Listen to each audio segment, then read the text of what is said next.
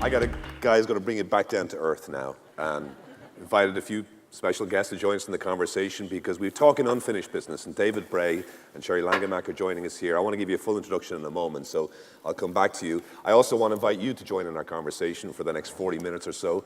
I know that Vint has to get a plane, so we are a little bit compressed. We have a lot to talk about. One thing I have to say, Vint, we were talking before you started, and it occurs to me, it all looks logical and perfect, makes sense, a whole story. Mm-hmm. But at any point back then in the 60s and 70s, some single decision you would have taken or not taken could have changed the course of history. Well, yeah, I mean, look at what Dennis did. I mean, if it hadn't been for him, I don't think I'd be sitting here on this stage. So there were a number, yes, I'll give you an example. Up until 1989, the internet was not available to the public at all. It was purely available for the research community and for the Defense Department. And I remember going into an exhibition by a company called Interop, which brought people together to demonstrate that their internet-enabled equipment would interwork in the local network that was established for that exhibition. And I walked in 1988 with Eric Benamou, who was the CEO of 3Com at the time, and I saw this giant two-story Cisco display. And I turned to Eric and I said, Eric, how much do these displays cost? And he said, $250,000, which was a lot of money in 1988. And that doesn't count the cost of the people who were manning the display for a week. And I just stood there, you know, with my jaw dropping, thinking, my God, these people must think they're going to make money out of the internet. and that caused me to think, well, we better find an economic engine that will support this network, because the government is not going to pay for the general public's access to the system. They had good reason to pay for it for academic work in the military. So I said, we've got to turn this thing into a commercial enterprise. And my colleague said, are you crazy? You're going to let the riffraff in our sandbox? And I said, well, it's the only way that everybody will have access to it. So I got permission from the government, U.S. government, Federal Networking Council, to connect the commercial MCI mail system to the internet as an experiment. And of course, my real purpose was to break the rule that said no commercial traffic on the government backbone. So they allowed me to do that. And as soon as I did, a bunch of other commercial email carriers said, hey, wait a minute, we want to get on too. And they did. And the next thing you know, 3 commercial internet service providers get started in 1989. UUNet, PSINet, and SurfNet out in San Diego. And that was the launch of the commercial network in the US. And I think if we had not pushed to do that, we wouldn't be where we are now. But obviously there's a balance always in the history of the internet between the commercial need, the imperative to get this spread and make money, but also that core that inspires you, and still today, quite obviously from your speech. What's not to get excited about this stuff? I mean, you know, we have access to content today that we could never have had access to in the past. But has the balance tipped too much toward commercial walled gardens where we have to, it's all about making money as opposed to spreading the benefits that you described? Well, David is going to respond to some of that because there's a lot more going on than making money in the net. It's true that people are making money. Google is successful. Facebook is successful. Amazon is successful. But it's their success in many ways that drives interest in creating more of the infrastructure. I mean, that's useful for me as the internet evangelist to say, you know what, you should invest in this stuff because look at the economic gains that are possible. David, you've been thrown into it now. Yeah. I have been thrown into it. Vince stumped into it. People may have seen David yesterday on another panel. Who is this guy, by the way? Yeah, exactly. Let me Have we introduce met? you. I don't know. So, introduce you to David Bray. David is, as you'll see, he is obviously the Chief Information Officer for the Federal Commission, the Communications Commission, excuse me, the FCC, but you're not here in that capacity. You're somebody I noticed, you start working for the government at the age of 15. I fell on my head at an early age, yes. And you kind of define the best in public service. You have worked in Afghanistan, you have worked essentially on advising the government, the intelligence services, on civil liberties. Mm-hmm. So you are that public servant, and you also are an Eisenhower Fellow, working in Taiwan and Australia, and you're also part of the people-centered internet. Can I ask you about that last part? Sure. What is the people-centered internet? So I had the honor and privilege, I guess it was about 2 years ago, Vint and I met, and we had actually met in other capacities before, but we met again. And the vision of people-centered internet is really the recognition that can we can we find models that actually demonstrate how the internet can improve either your life or your livelihood? And as Vint mentioned, it's really about trying to think about, well, what's the incentives to actually do that? Some of these things will be done by nonprofits. Some of these will be done by individuals. Some of these will be done actually by commercial companies that have almost like a triple bottom line, which is, yes, they're making a profit, but they're also thinking about the social good and also improving the planet. And some of this will also be done by governments. And so it's really recognizing the unfinished business, as Vint mentioned. And I would say that for me, people-centered internet is really two things. One, that you almost have a dial in which you can control what is done with your identity on the internet. We know some countries have actually moved towards actually having strong identity and strong authentication of their users. That may work for those countries. Other countries may want to have more of a sort of, you can choose as to how much anonymity you have or how much you reveal. Maybe you don't reveal your specific birth date, but you reveal that you're over 18 or over 21, or it may be that you actually do want to have strong authentication. But actually having that choice about what is done with your identity, to me, that's where we actually need to start looking for entrepreneurial ideas that, again, may come from nonprofits, for-profits, governments, and have that. That's the first leg. The second leg is the same rhesustat as to what's done about your data. Right now, you think about it, we actually are pretty much co-locating the data with the same platform that actually gives whatever is done with the permissions, with your privacy and other things like that. But what if actually we separated these two? And I actually had these conversations in Taiwan and Australia. This was in 2015. I got to have 6 weeks with their leaders and talk about what were their strategies for both the Internet of Things and AI. And one thing they asked is, can we separate the control as to what is done with your data as to where it's located? So you might have a question that says, would you be willing to share your healthcare data with this company? And you might say no. And it says, okay. And it comes back later and says, but in the event that you're in a car accident, or I notice that your heart rate through your internet-enabled device is demonstrating that your heart rate has dropped below 40 beats per minute, would you be willing to share it? And you might say yes. But having sort of something that's not the equivalent of 30 or 40 pages of terms and conditions, something where there's like multiple pages of click this, click this, click this, can we come up with new ways of doing this where you can actually have a rhesustat control on your data as well as your identity? To me, that's what's necessary for really the next stage of people-centered internet. As Vince said, we're only halfway there, right? Oh, yes. Well, another halfway 3.5. or more. I have a feeling there's even more chapters ahead that have even been not even imagined yet. How does the extension of the internet to those 3.5 billion people change the nature of the internet? What are the things you're watching in terms of the potentials and the challenges? So there's actually a quote that comes back from, it's called the Federalist Papers. It was number 51 in the United States, in which James Madison at the time said, what is government but the greatest reflection of humanity? If all men and women were angels, no government would be necessary. I would replace the word government now with the internet, which is what is the internet but the greatest reflection of humanity? It is a reflection of us. And so as we add more people on, we're seeing that people are doing great things with it. We're seeing a lot of interesting, curious, maybe somewhat mundane things like cat videos and other things like that as well, which apparently cat videos, by the way, were pre-internet as well. You can actually find... What do you think people have against cat videos? Nothing. And in fact, it's just a curious sort of human phenomenon that it seems like cat photos versus dogs are more popular. Who knows? And then there's also, unfortunately, the negative consequences as well. Unfortunately, the Mumbai terrorist attacks use web searches, they use GPS, they use social media to plan their attacks and figure out who to execute. But I share that because the internet is us. And it's also us teaching the machine both about the greatest strengths of what humanity can do, both in terms of the information we put out there and what we do, but also a lot of negative things. There's an application by the name of FaceApp that came out a few months ago, and it would actually cartoonize your face if you took a photo. The challenge is, however, when you actually click the beautify feature, it would make everybody's face lighter, which, as we know, is an anathema, not something that should be happening. And unfortunately, the machine had just been exposed to photos that were not diverse in nature, and it had reached the wrong conclusions.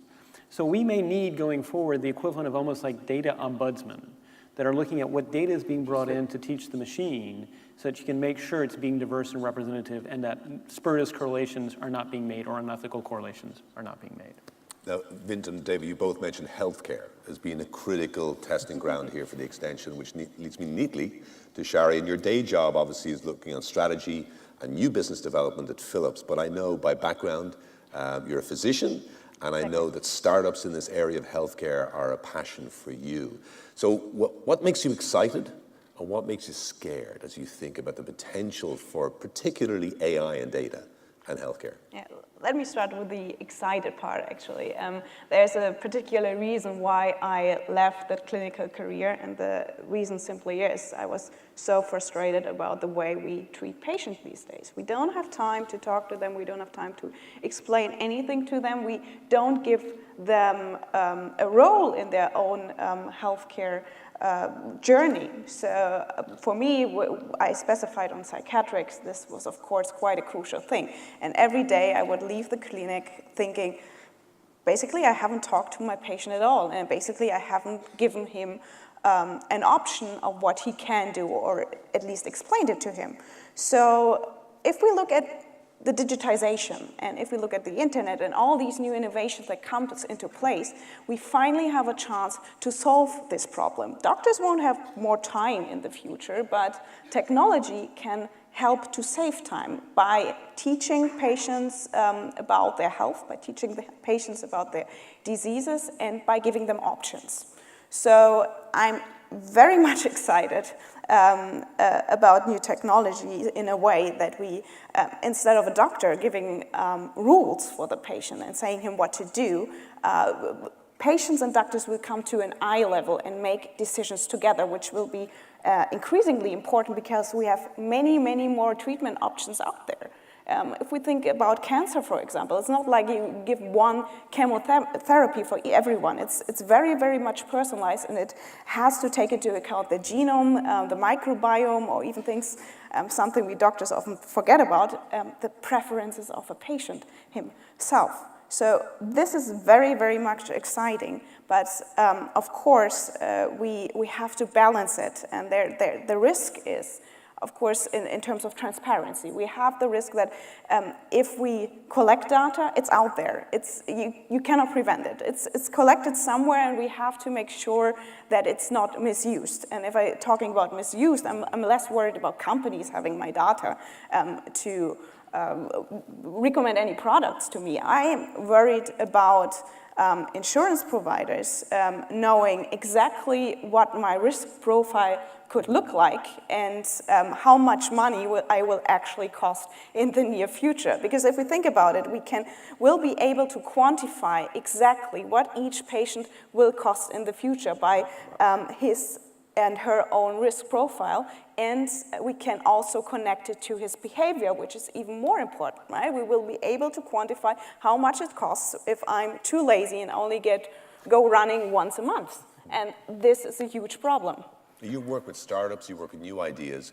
Is there one idea, one startup, one innovation right now that's exciting you, that you know, the hairs on the back of your neck standing out when you see or you hear about? There's so many, actually. I think something we should really look at the moment is artificial intelligence, of course. It's very, very much important for our healthcare system in a way that we can finally identify the right treatment for the right patient. Because, as I told you before, we have to take so many different factors into account when it comes to each and every patient, and doctors are completely overwhelmed by that. We cannot keep up with research. Fortunately, we collaborate internationally now on research, rather than every country doing his or her own thing. And so in that way, we have a much more speed in our research, but doctors cannot keep up with that. So with AI, we can somehow get recommendations and bring research into practice right away in a very, very safe way. On the other hand, we also have to think about what do we want to do with AI in a healthcare context? What do we want to do with these recommendations, and how do we teach doctors how to use it? Because I can only imagine my dear colleagues from med school, we wouldn't know what we would do if a machine tells us or recommends a treatment to us. Vint, jump in So there now. I was just going to say that there's an example at Google using some of our neural networks to detect diabetic retinopathy by looking at images of the retina and then making a distinction. We trained the neural network using 85 specialists in ophthalmology, and then our system managed to do as well or better than they did doing the diagnosis. But I did want to ask one other question. How do we help the patients, the users, distinguish what they discover on the internet that turns out to be voodoo as opposed to good medicine? And we really have a problem there of helping people distinguish good quality from bad quality advice. So do you have any ideas there? It's funny because it's the question that always pops up if you talk to doctors, right? They hate Dr. Google, how we call it. And, but I also heard something very smart from a physician back then. He said, well, we cannot avoid it, and we shouldn't avoid it. Rather than being against it, we should work with it. And this is something I usually recommend when I'm on a more medical kind of panel. I recommend, please get involved. Physicians, get involved and make sure that we can increase the quality of information out there. Engage in startups, found startups where you provide patients with medical and scientific information. And I think that the quality of the content is slightly increasing. Of course, we have the problem that still false information is out there, but by identifying right information and by doctors recommending actually right information on the internet, information that is helpful rather than harmful, I think we can achieve a lot. But there's one thing that you do address in your question, Vint, and that is that in many ways, the accessibility to information for us as the ordinary citizen kind of undermines the old trusted figures in society, like the doctor, or God knows, the journalist. David, how do we cope with that sort of, I think the Edelman group last year talked about an implosion in trust in society.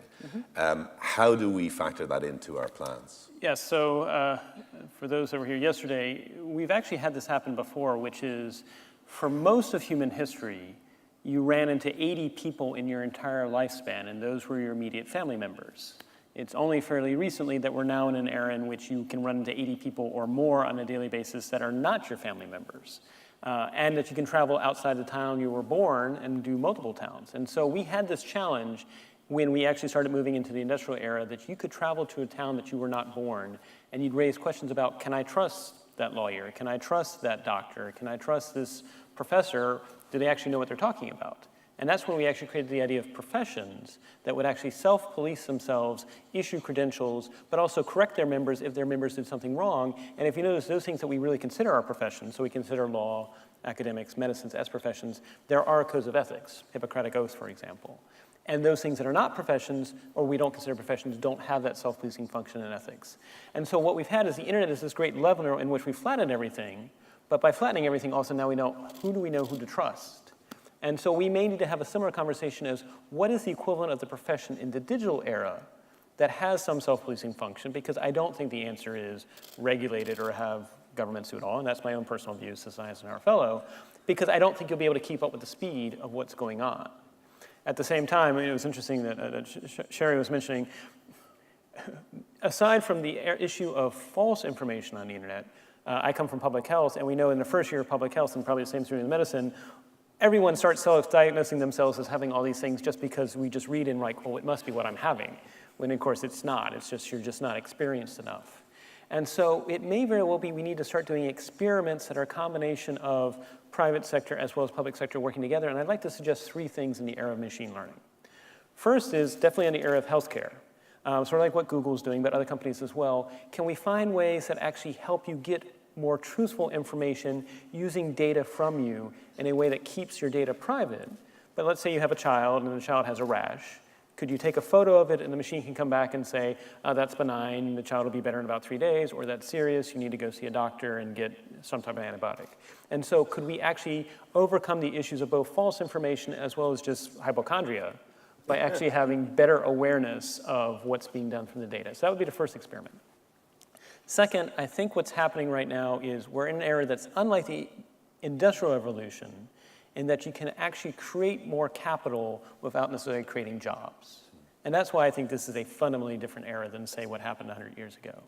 And so there are going to be questions about the future of work, the future of education. And so can we actually have a challenge to see if we can have better ways of delivering education to you on a continuous basis, whatever your profession is and whatever your profession you want to be. You could say, I'm currently A. I want to be trained as being B. What do I need to get, and can I have it delivered to me on a personalized, tailored basis to help me get to that next level and have it be ongoing? David, aside from the quality of the service, yes. What about jobs? I mean, this is one thing, Vint, you touched upon. AI will destroy whole classes of jobs. That's the popular But myth. so did automation during the Industrial Revolution, so we shouldn't be panicked here. It's just that the new jobs that will be created are different from the ones that we had before. And it may also just change the definition of, I mean, we all need to have a sense of purpose. In fact, medical journals are fairly clear that if you don't have a sense of purpose, your own individual health goes down, community health goes down. And that's why they recommend when you retire, still have a sense of purpose. So it may very well be that the future is that we don't all have to work 8 hours to be a productive contributing member, and we can have a combination of avocations and things like that. But 8 hours. 8 hours. or 12 hours or You more. managed to get away with only working 8 hours. I can only claim 8 hours. I I can't claim more than that, even though I'm trying to do my best.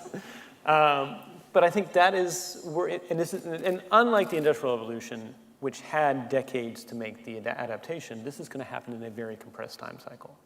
And so we can expect some challenges. Where do you think critical thinking lies in this story? I'm thinking about the problem of distinguishing good quality content from not so good quality content. And we can't, as you say, David, regulate this very well. How do we teach people to think about what they are seeing and hearing? Is there, I mean, this is just... Well, in terms of medical, I can only say you must know what person or organization is behind it. So if I were a patient, I would only trust medical information where I can see this is exactly that doctor who recommends it, he knows his practice, rather than reading something online. But I wanted to actually add something to the roles. And I think it's not only replacing roles, but also a redefinition of the role, especially for the physician. So I don't think we will erase doctors by using AI or medical devices that are focusing on the patient. I think what will happen is that the physician, rather being somebody who giving rules to the patient, he will become an advisor, a consultant who discusses options with the patient and will have time to recommend treatments, but also explain them. So rather than thinking, okay, he will be completely replaced, he will finally have time to do his job, and that is spending more time with the patient. Is it possible that the physician may not be involved in diagnosis? Because a lot of the studies are showing us that the machine is doing a pretty good job these days of making the diagnosis that in the old days was subject to a lot of human error. I think it will take a bit more time until this actually happens. I think machines are already in some ways better finding the right diagnosis, but we still need some human factor in it, controlling if the machine is actually learning in the right direction. Right? So we will still need doctors who redefine what's going on. And for example, AI is only as good as the data that's behind it, right? So oftentimes we find a bias in research later on, and then we have to rethink everything completely. And this can very, very much happen because right now our decisions and our treatments and our diagnosis algorithm are based on old research data that is often based on studies with only a few participants, where we didn't have all the information, where there is a lot of potential for bias. And while we're collecting more data in this new area, more data about each patient, and also more diverse data with bigger data sets and all kinds of factors, our research will get better, and probably also our algorithms. David? So to amplify both what Shari said, but also circle back to Vint's question about what to do about critical thinking. So I'm nonpartisan in my role in the US government. I've served under multiple presidents. And I've seen an increasing trend in which it's hard to find balanced articles. And I think, unfortunately, that goes back to us as humans. Research has shown we get a bigger dopamine hit if we read an article that resonates with our preconceived view of the world. If we read an article that challenges that, we aren't as pleasured by it, and so we're less likely to read it and less likely to recommend it to our friends using different social media tools. And so I'm not sure the answer is give everyone a bigger dopamine hit when they read a more balanced article, although that might be interesting. But it has to recognize that at the end, we're seeing manifestations of human bias, as you mentioned, being amplified through machines. And so we have to actually figure out, can the machine actually let us know if we're being biased in what we're both reading, but also what we're doing in terms of our judgment? Push back on that and say that the algorithm that gives you the dopamine hit is designed by a human being, right? And in certain cases, it's a big bugbear of mine, the algorithms are written to promote emotion because it sells things. Right. So the human being writes the program. is there a lack of transparency around how these life-changing algorithms are being written? Is that part of the problem? So I would actually say the problem is, but even if you wrote an algorithm that didn't do that, we humans would not be clicking on the article. And so you're basically asking a company to not make money. So maybe the answer is yes, maybe the future is news is delivered by nonprofits. But if we humans are rewarding it, don't be surprised the algorithm is following it. There is another issue hiding in here. One of the things that you mentioned a little bit before is what kind of training, do these artificial algorithms have before they can make any kind of decision or recommendation?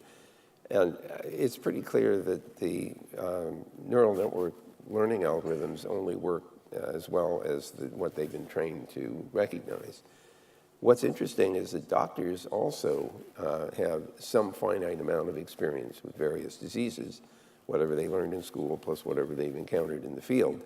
And it would be really appealing if it turned out we could get the AI algorithms to learn more than any one doctor or any group of doctors could learn and could know. Now, if we ever get to the point where the machines could read the scientific literature and actually make sense out of it, then you might actually end up with algorithms that have more virtual experience than any one doctor would have. That would be pretty dramatic. More about ourselves than we already knew. I mean, this is what I love, is confronting some moment of serendipity when the algorithm found me something I didn't know I wanted.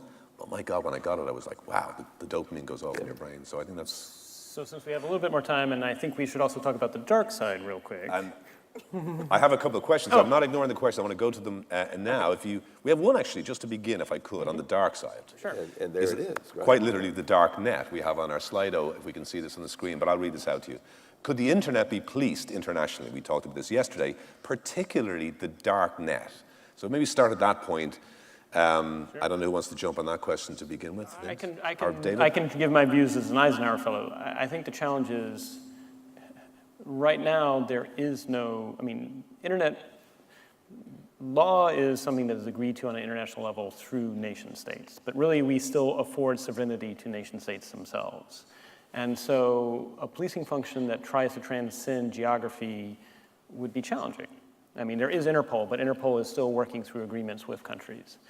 The other trouble is just attribution on the internet too. How do you know for sure that this happened, and what are the shared values? Because different countries have different values. Darknet is by nature encrypted, and it may actually become even more encrypted, and so that will raise other questions as well.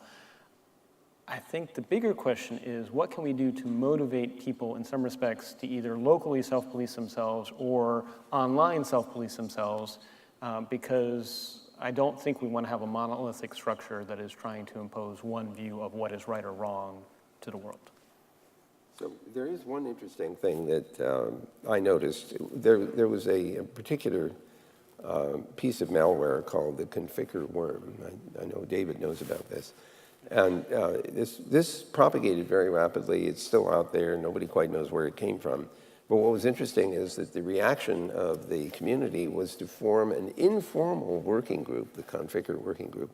And the reason that informality turned out to be so valuable is that we didn't have a bunch of rules about who was allowed to be in and who was out. It was more a question of, do you know anything that's useful? So we had hackers, and we had people in the police, and we had intelligence agencies and everything else participating in this informal working group. And I'm beginning to suspect that for some of these international issues, that informality may turn out to be our friend, as opposed to some formal thing where you have to meet a certain checklist before you can be a participant. So maybe we should take advantage of that. It does presuppose continued collaboration, and I think one of the things you say is that we require the internet to remain open.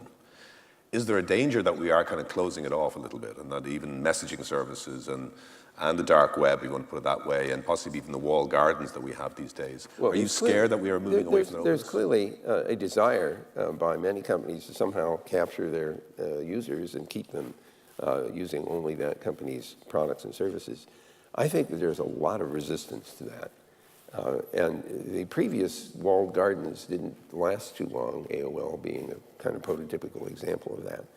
So I continue to be very optimistic about this. This desire to share what you know in an open way is instilled in so many people who are on the internet. That's when the World Wide Web showed up, that was the most astonishing thing for me, was the desire that people had to pour what they knew into the net in case somebody else could use it.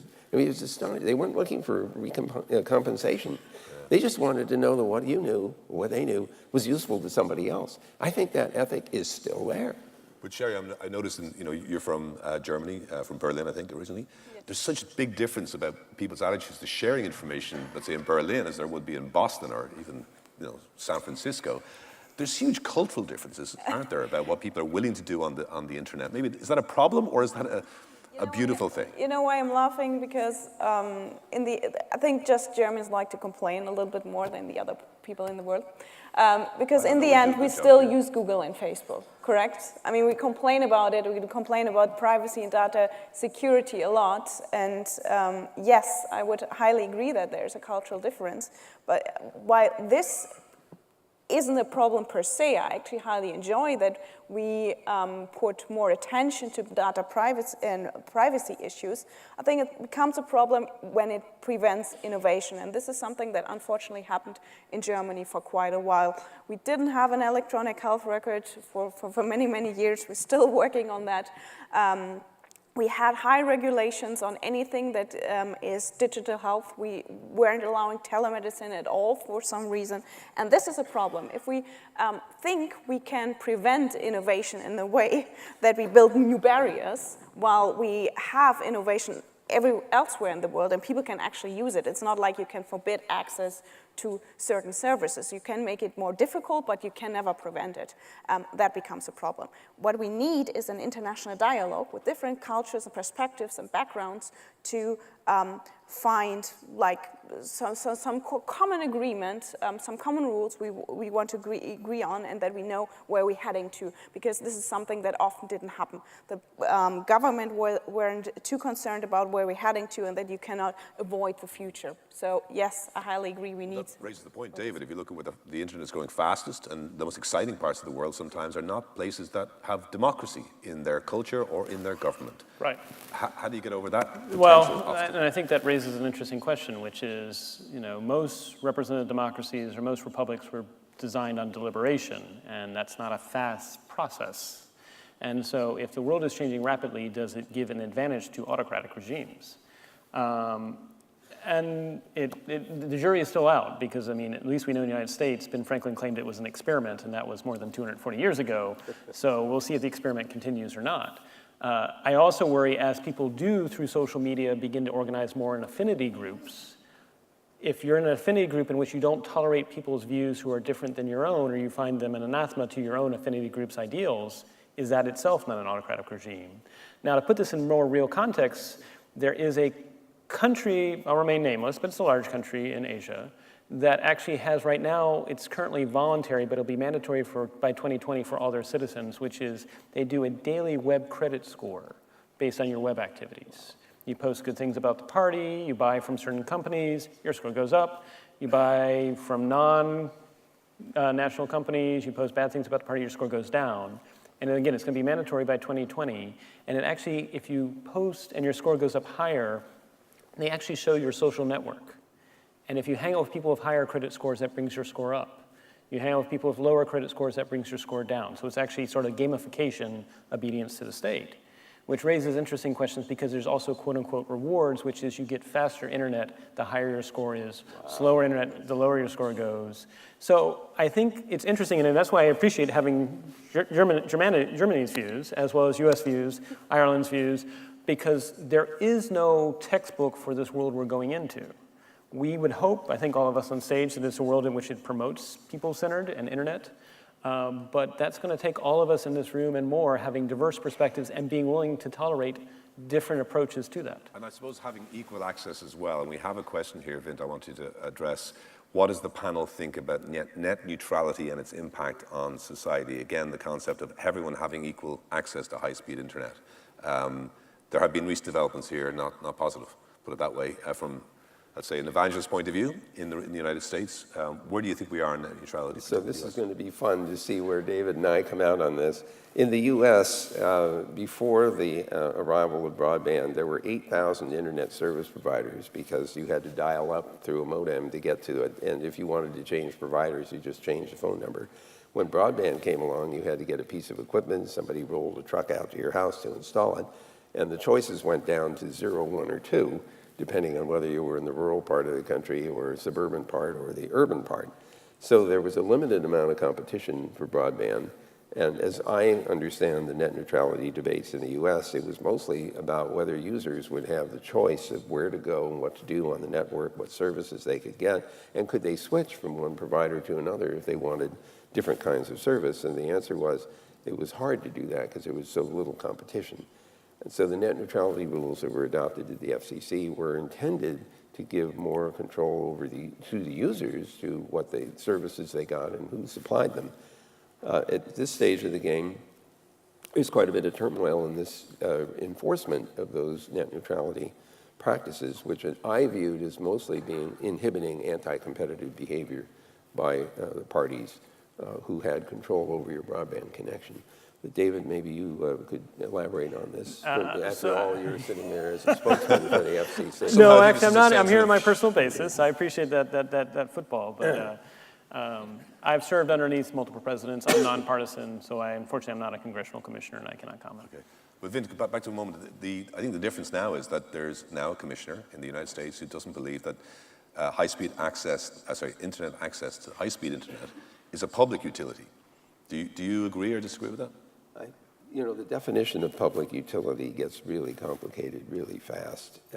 If it were the case that it were a natural monopoly, often that's how you end up with public utilities.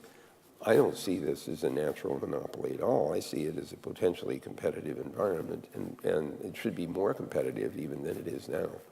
So I don't buy the public utility argument.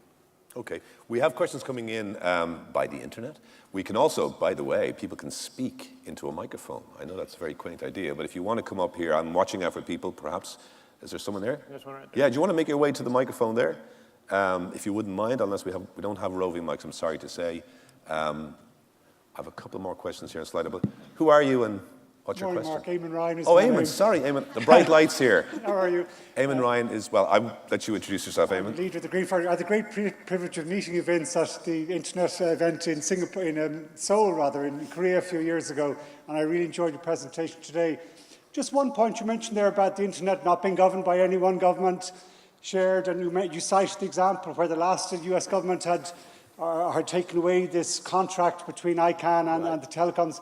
Have you been very diplomatic here? Have you any concern maybe about changing political framework in the States might have effect on some of that sort of confidence you have around international cooperation and no one government dominating? I don't know if you can be careful, but if you give any thoughts on the political environment affecting that. Well, I'm now convinced that more governments than ever understand the utility of this multi-stakeholder notion of policy development.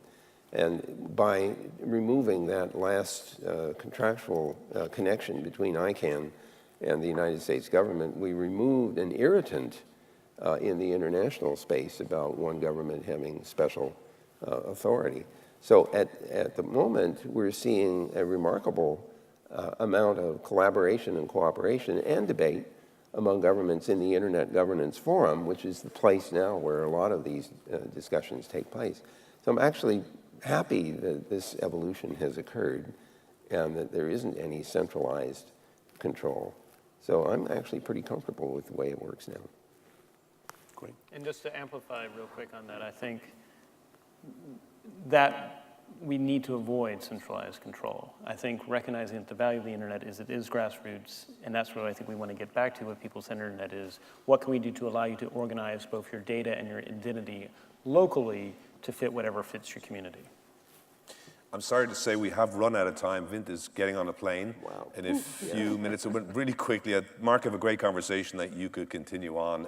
Just a final question is the top question on Slido. In fact, I think it's more of a comment. I'll just read it out.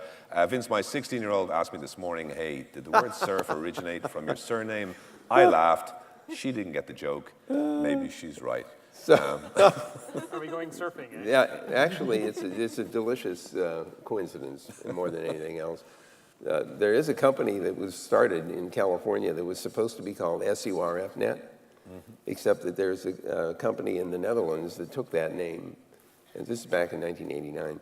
So the company that was going to call itself SURFnet in San Diego decided to call itself the California Educational Research Foundation Network, CERFnet. And then they said, maybe we better ask Vint. And so they called and said, is it okay if we call our network CERFnet? Because it sounds the same. They had all the T-shirts with surfing and everything. And so at first I thought, gee, if they screw it up, am I going to be embarrassed? And then I thought, wait a minute, people name their kids after other people, and if the kids don't come out right, they don't blame the people they named them after. So I said, sure, no problem. So I went out to California, and we launched the CERFnet with a bottle of fake Hollywood champagne smashed over a Cisco router. Listen, I get the sense you're only getting started, right? And we've just watched you on stage with the passion that is uncommon. What gets you up in the morning, every day, with this kind of passion, this early in the morning? What is it? What still gets you going? It's all the possibilities. David mentioned that we're not even halfway there when it comes to all the possibilities that both of you have suggested. So for me, it's the driving force is, let's go find out more things that we can do with this thing. It's this general purpose tool. Let's imagine what else we can do. Maybe someone in the audience here, maybe we've people who are about to invent things Could that be. we'll be celebrating in 20 years' time. That'd be I hope cool. that's the case, and thank you so much for the inspiration you've given us today. Shari and David, thank you so much for your perspective as well, and I look forward to welcoming you back to stages like this in the future. But again, it's been an absolute honor to be with you today, Vint, and with Thanks you as well. so much. Thank you. David?